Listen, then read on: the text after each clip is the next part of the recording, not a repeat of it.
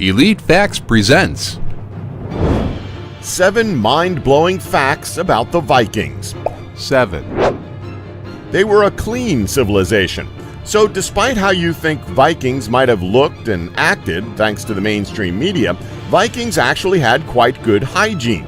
Several Viking excavations have turned up razors, combs, tweezers, and even ear cleaners. It turns out these savage warriors cared quite a lot about their personal hygiene.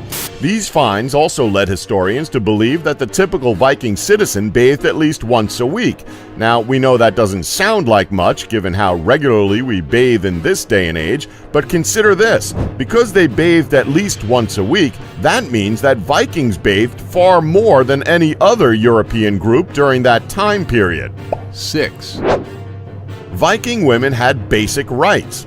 During the time of the Vikings, most civilizations denied women any rights. Now, although Nordic societies were male-dominated, women enjoyed relative freedom, especially compared to other European cultures. Women married young but could go on exploratory journeys with men and made up a large number of far-flung colonists. The women of this society weren't permitted to fight or carry weapons, but they were entitled to inheriting property and to manage the land they inherited. Women were also given important tasks, like managing the family finances, and if they weren't happy with the relationship they were in, they could request a divorce. On top of all of this, violence against women was strictly forbidden, and women weren't to be harmed in raids on rival Norse or in foreign lands. That said, they were often taken as slaves, so... 5. Viking invasions are still not clear to this day.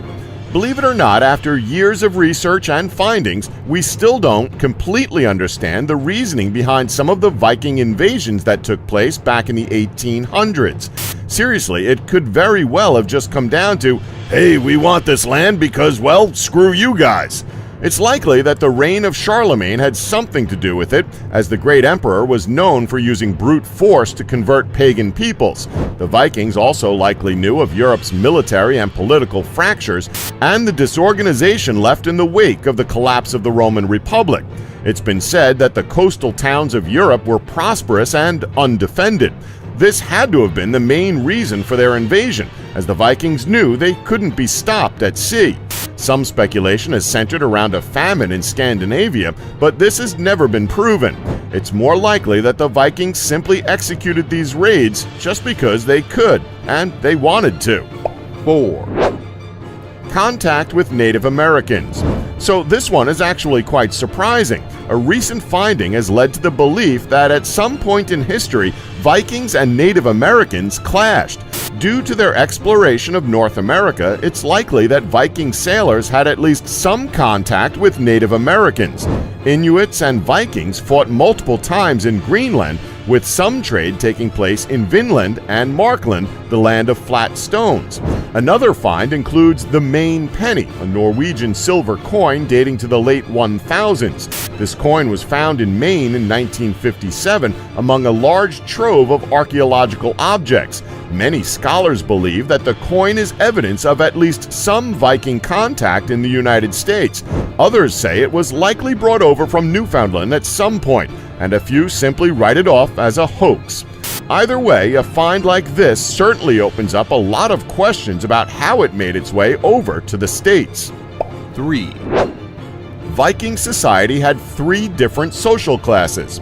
Believe it or not, Nordic society actually had social classes: Jarls, Carls, and Thralls.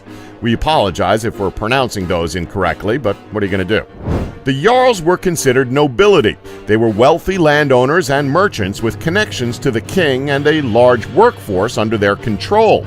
Carls comprised the bulk of the population, free farmers and builders who could own land and build on their property. And finally, there were the Thralls, pretty much the lowest class, as these people were essentially slaves. These people were usually captured in raids or bought in slave markets in the Middle East and Europe. As you'd probably expect with slaves, they had no rights whatsoever, but it was required by law that thralls were treated well and were even allowed to have small amounts of money. Movement between classes was possible. Carls who did well enough in business could become jarls, and thralls could become free, though it would often take multiple generations. Fun fact, Jarl is the origin of the English title Earl. 2, Some warriors actually went berserk during battle. Now, here's something the mainstream media got right, mainly because it's the most marketable thing about Vikings next to those horned helmets, which were fake, by the way. Now, while these berserkers seem like something out of an old folktale, they actually did exist. In fact, it was its own warrior class. The term translates from Norse for to change form, indicating strong men who were imbued with otherworldly power and fought wearing bear skins.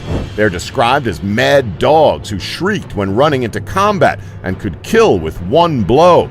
Researchers and historians have theorized that intoxicants like psychoactive mushrooms and strong alcohol are what caused these warriors to burst out in such fits of rage. Self-induced hysteria has also been put forth as a reason, as well as what would now be called PTSD. 1, End of the Viking Age. Well, all good things must come to an end, if you consider most of their activities to be good, that is. After 3 whole centuries of raiding, exploration, trading, and terrifying battles, the Viking Age began to meet its end in the late 11th century. Scholars have many different theories as to what exactly spelled the end for such a feared and thriving society. Scandinavian populations were becoming increasingly Christianized, and when the Catholic Church banned violence between Christians, in the peace and truce of God, it suddenly went out of fashion to raid your neighbors and take their stuff. Plus, Viking descendants who decided to settle down in places like Normandy and Russia had become entirely assimilated, pledging loyalty to whatever king ruled that area and adopting local language and customs. The last great Norse leader of the era, Harald Hardrada, died in battle invading England in 1066, shortly before the Norman conquest. What other topics would you like us to talk about? Let us know in the comments below. Don't forget to subscribe and tap the bell button for notifications of our latest videos. Thanks for watching. Don't forget to like us and subscribe for more elite facts.